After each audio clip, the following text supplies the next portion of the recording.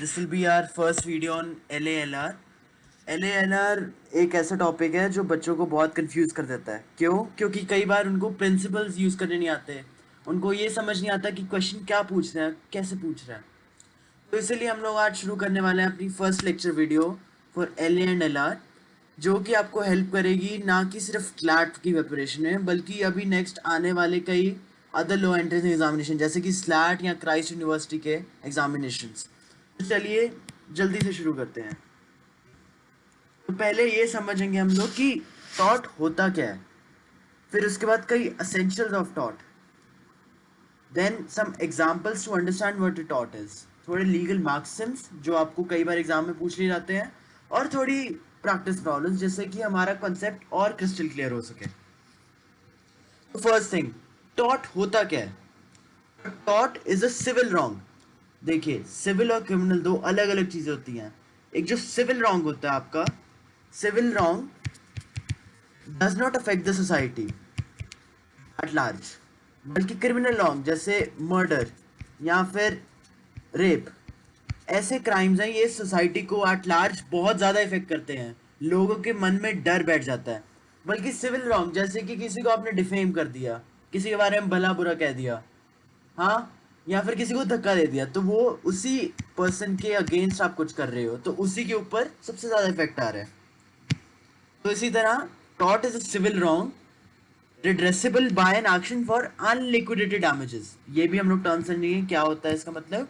Which is not merely a breach of contract और breach of trust, कि क्या आपने कोई कॉन्ट्रैक्ट किया हुआ था उसको आपने तोड़ दिया, किसी के साथ आपने ट्रस्ट फाउंडेशन बनाई हुई थी वो तोड़ दी, वही नहीं है। टॉट बहुत कुछ आ जाता है। हम लोग अगर आने वाले लेक्चर्स के अंदर ये समझेंगे कि टॉट एक्चुअली होता क्या है। तो अनलिक्विडेटेड और लिक्विडेटेड के अंदर भी आपको फर्क पता होना चाहिए। अनलिक्विडेटेड और लिक्विडेटेड, देखिए अनलिक्विडेटेड का ये मतलब है कि कोई फिक्स्ड अमाउंट आपको डैमेजेस प्रोवाइड नहीं होंगी। डैमेजेस मतलब आपको उसके लिए कंपनसेशन नहीं मिलेगी फिक्स्ड, कि अगर ये इसने कॉन्ट्रैक्ट तोड़ दिया, जैसे कॉन्ट्रैक्ट के अंदर आपके पास क्लॉजेज होंगे कि हाँ अगर आपने कॉन्ट्रैक्ट तोड़ दिया तो आपको ₹500 ही मिलेंगे, लेकिन अगर आपने किसी को मार दिया, वो हॉस्पिटल में चला गया, तो वो एक टॉर्ट आपने कमिट कर दिया, बिकॉज आपको पता है कि उसकी वजह से उसको हार्म या नुकसान पहुंचेगा। तो जितने भी उसके अंदर चार्जेस उसके लगेंगे, उसके बेड के चार्जेस हो गए या फिर उसकी मेडिकेशंस के हो गए, ये सारे चार्जेस ऐड हो के एक अनलिक्विडेटेड डैमेज बन सकते हैं। आपके पास कोई फिक्स्ड अमाउंट नहीं है, बल्कि लिक्विडेटेड डैमेजेस जैसे ब्रीच ऑफ कॉन्ट्रैक्ट, इसके अंदर आपको पता है कि आपको ये फिक्स्ड अमाउंट 500 ही मिलेगा हमेशा।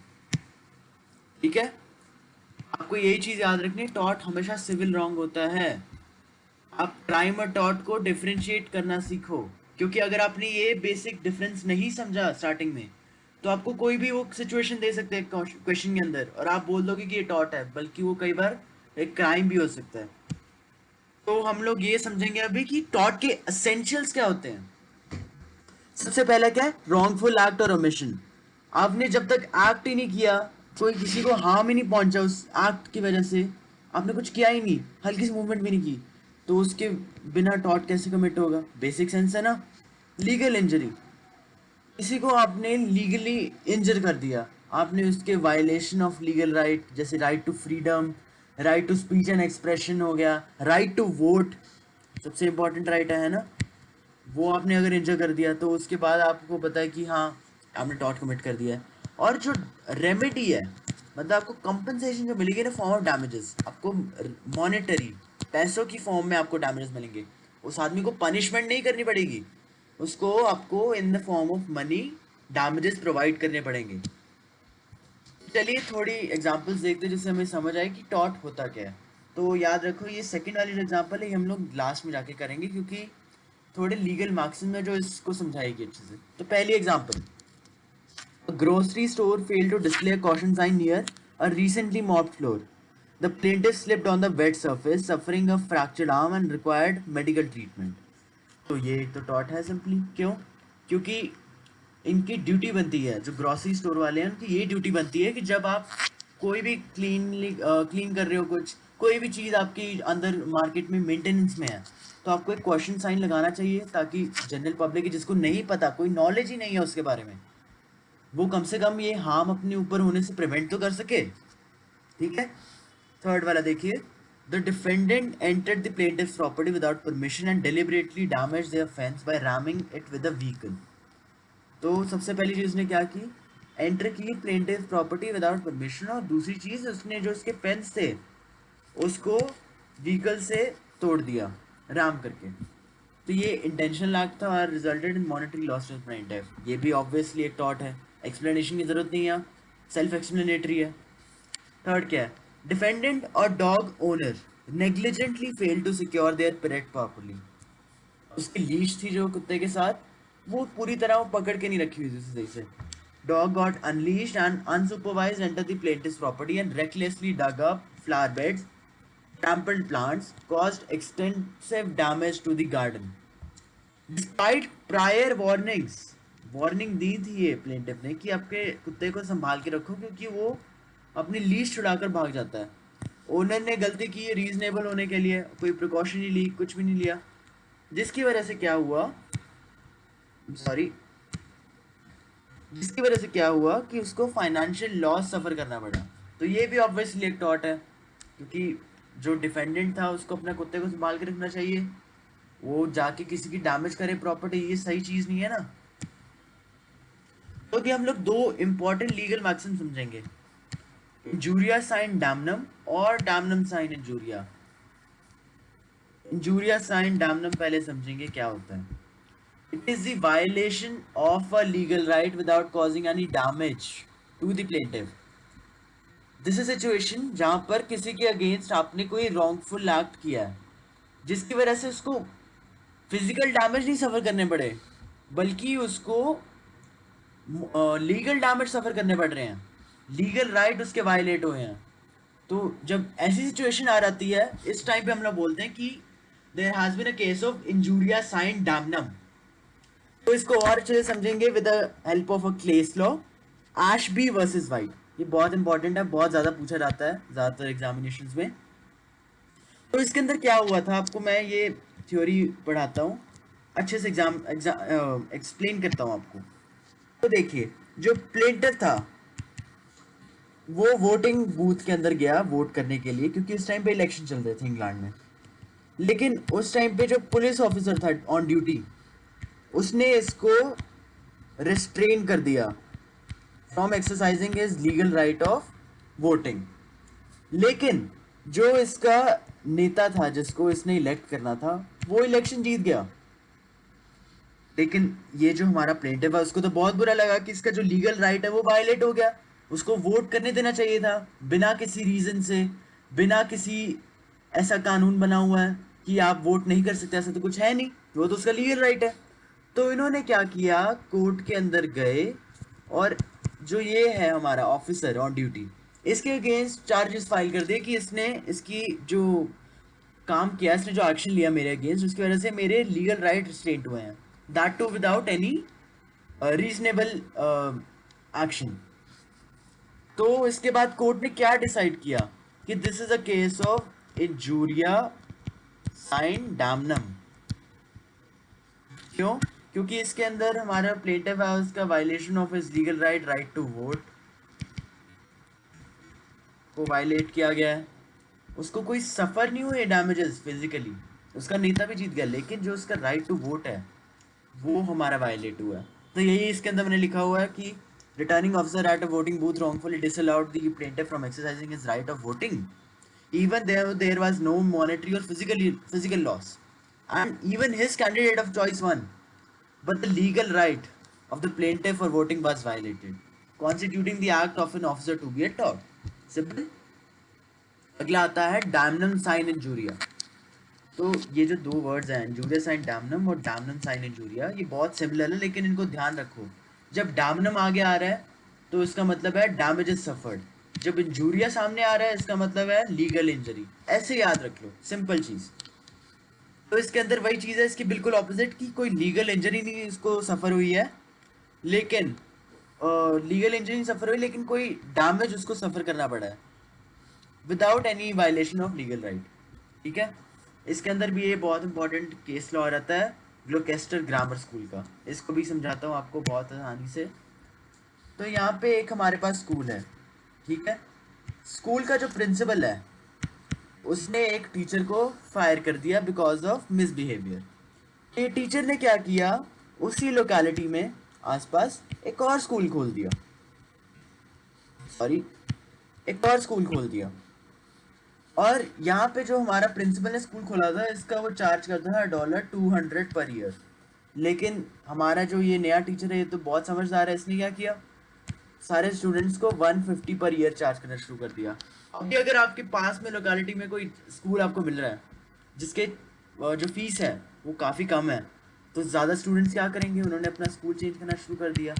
ये सारे इधर इधर आने लगे हमारे डिफेंडेंट के पास जिन्होंने नया स्कूल शुरू किया था। इसकी वजह से प्रिंसिपल को तो बहुत गुस्सा आया, उनको भी अपना प्राइस 200 से $150 करना पड़ा।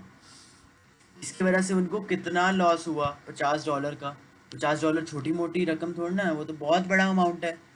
तो इन्होंने क्या किया, इन्होंने कोर्ट के अंदर ये जो फायर टीचर थे इनके अगेंस्ट केस फाइल कर दिया कि इनके जो ये एक्शन है जिन्होंने इन्हें स्कूल खोला है, इसकी वजह से मुझे मॉनेटरी डैमेजेस सफर करने पड़े।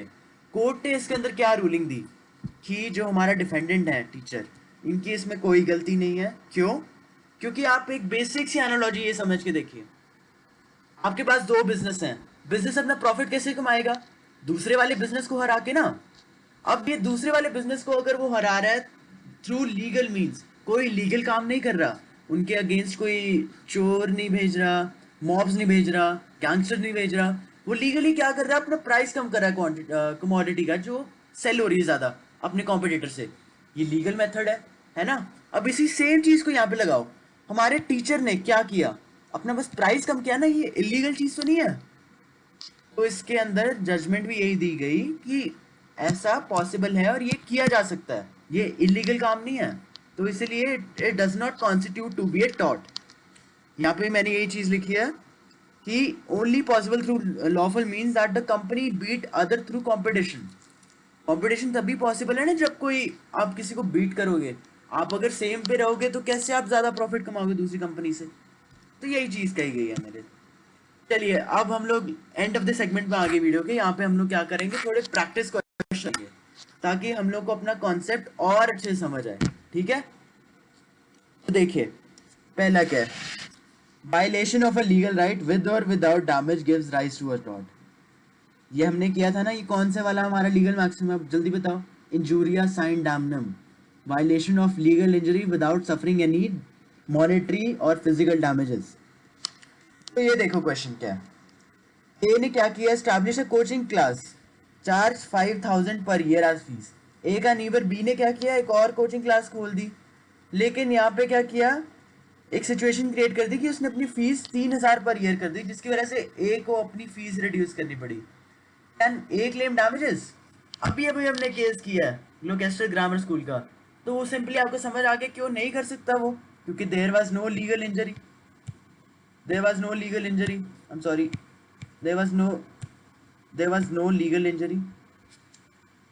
सेकेंड अब क्वेश्चन क्या आता है, वॉलेंटी नॉन फिट इंजुरिया। हम लोग टाइप्स ऑफ ये अपने थॉट्स के थोड़े एक्सेप्शंस पढ़ेंगे नेक्स्ट सारे कमिंग वीडियो लेक्चर्स में, ठीक है। तो ये वॉलेंटी नॉन फिट इंजुरिया, उसके अंदर मैं आपसे बात करूंगा ये क्या होता है, इसके एक्सेप्शंस क्या होती हैं। तो चलिए ये सेकेंड वाला क्वेश्चन अभी आप बाद में करेंगे, हम लोग नेक्स्ट वीडियो में दोबारा डाल दूंगा। थर्ड क्वेश्चन देखिए, इनके अंदर P did not over duty of care कौन से वाली सिचुएशन में हो सकता है। ए वाला देखो, ए ने क्या किया, एक बस थी उसके पास, सॉरी पी के पास एक बस थी जो कि वो रोड पे चला रहा था, और जब वो बस एक ट्रक को ओवरटेक कर रहा था उस टाइम पे क्या हुआ, rough side of the road, road का किनारा होता है ना यहाँ पे क्या हुआ, वहां पे इसका गलती से टायर चला गया और बस का जो टायर था स्लिप हो गया, जिसकी वजह से बस उल्टी फुल्टी हो गई, injuring some passengers on the bus including Q. अब क्यू ने क्या किया, पी को डैमेजेस के लिए स्यू कर दिया। तो इसके अंदर क्या P over duty of care? Obviously yes. क्यों? क्योंकि आपको पता है आप जब पैसेंजर को लेके जा रहे हो आपकी ड्यूटी बनती है कि आप उनका ध्यान रखो, सेफ्टी रखो, और ये तो गलती है ना कि ओवरटेक करने की कोशिश कर रहा है। उसको जब पता है कि ये वाली रोड यहाँ पे हमारी रफ है, तो अगर यहाँ से ओवरटेक करेगा, बस की टायर की कंडीशन उतनी अच्छी नहीं है, बस का वेट बहुत ज्यादा है, ओवर क्राउडेड हो सकती है, तो ये तो एक कॉमन सेंस वाली बात बन जाती है ना। तो ऑप्शन ए तो हमारा नहीं होगा यहाँ पे, he did over duty of care. Option C देखो, Q after buying ticket was trying to board the bus belonging to P. उसने टिकट खरीदी बस की कंडक्टर से P. Just when Q had placed his foot on the footboard the conductor rang the bell. उसने घंटी बजा दी कि चलो बस चला लो, जिसकी वजह से क्या हुआ, जो क्यू था वो नीचे गिर गया and suffered injuries, and now Q suit P. ये भी सही चीज है, क्योंकि कंडक्टर आपने रखा हुआ, कंडक्टर क्यों रखता है बस के अंदर, ताकि वो पैसेंजर्स की सेफ्टी रखे, उनसे टिकट है उनका फेयर कलेक्ट करे। तो ये तो ड्यूटी उसी की बनती है ना बस ड्राइवर की, कि ये पैसेंजर को समझा के रखे, सॉरी कंडक्टर को समझा के रखे कि पैसेंजर्स की safety is the utmost priority. तो सी के अंदर भी उसकी ड्यूटी बनती है।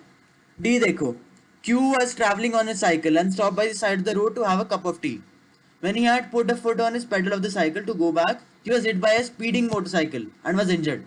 उसने क्या किया, मोटरसाइकिलिस्ट को सू कर दिया। ये भी आपका है। आप अगर गाड़ी चला रहे हो या मोटरसाइकिल चला रहे हो रोड पे, आपका क्या ड्यूटी बनती है, आप जो भी वहाँ पे पैसेंजर्स हैं या फिर बाकी जो कार के अंदर है पेडेस्ट्रियंस हैं, उन सभी का ध्यान रखो। तो डी के अंदर भी होता है। अब आप ये पूछोगे कि बी के अंदर ऐसा क्या है कि वहां पे पी को ड्यूटी ऑफ केयर नहीं हो करनी थी।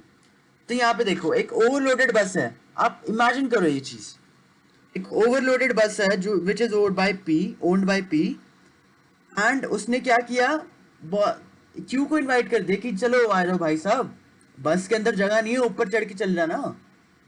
अब मेरे अंदर, मैं अगर क्यू हूं या आप क्यू हो, आपके अंदर ये कॉमन सेंस होगी ना कि बारिश हो रही है शायद, या फिर आंधी तूफान बहुत ज्यादा आ रहा है, या फिर थोड़ा जंगल वाला एरिया है, सोच के देखो।